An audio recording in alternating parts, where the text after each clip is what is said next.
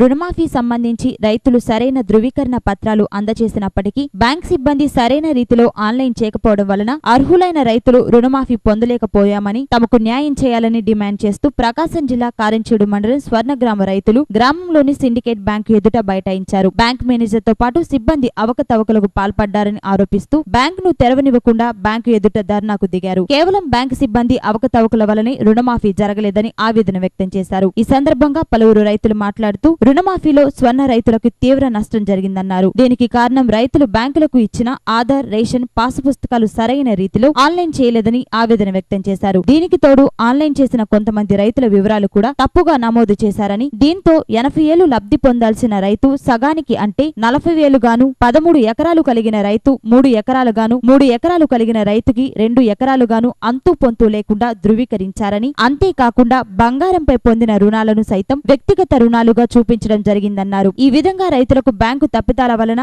అర్హతున్న రైతులకు రుణమాఫీ పొందలేని పరిస్థితి ఏర్పడిందని, దీనికి కారణం బ్యాంక్ మేనేజర్ రాధతో పాటు సిబ్బంది నిర్లక్ష్య ధోరణేనని ఆరోపించారు. రైతులు ధర్నా విషయాన్ని మీడియా ద్వారా తెలుసుకున్న బ్యాంకు ఉన్నతాధికారులు వెంటనే హుటాహుటిన bank manager, special officer Ashok బాబును బ్యాంకు వద్దకు పంపించారు. రైతులతో అశోక్ బాబు మాట్లాడుతూ రిమార్క్స్ జాబితాలో ఉన్న రైతుల పేర్లన్నీ తొలగించినట్లు కాదని, వాటిని సరిదిద్దుకునే అవకాశం ఉందని రైతులకు సర్ది చెప్పారు. అయితే మొదట ప్రభుత్వం రుణమాఫీని ప్రకటించినప్పుడు రైతులకు సంబంధించిన వివరాలు స్కేల్ ఆఫ్ కాలమ్స్ 14 కాలమ్స్ లో పూర్తి చేయాలని అడిగిందని, ఆ కాలమ్స్ లో రైతులకు సంబంధించిన పూర్తి వివరాలు అడగలేదని, ఈ విషయాన్ని రైతులు గమనించాలని అన్నారు. అయితే రుణమాఫీ రేపటి రోజున ప్రకటిస్తారని ముందు రోజు హడావుడిగా అప్పటికప్పుడు 31 కాలమ్స్ కు సంబంధించి రైతుల పూర్తి వివరాలను అందచేయాలని బ్యాంకులపై ప్రభుత్వం తీవ్ర ఒత్తిడిని తీసుకువచ్చిందన్నారు. దీని వలన రైతులకు సంబంధించి అనేక తప్పిదాలు దొర్లాయన్న మాట వాస్తవమేనన్నారు. అయితే ఈ కాలమ్స్ లో కూడా రైతులకు సంబంధించిన పంట సాగు, ఎకరాకు వాటి స్కేల్ ఆఫ్ కాలమ్స్ వివరాలను అడగలేదని రైతులకు వెల్లడించారు. ప్రస్తుతం అర్హులైన రైతులు నష్టపోయారనుకుంటున్నారో వారందరూ కూడా వారికి సంబంధించిన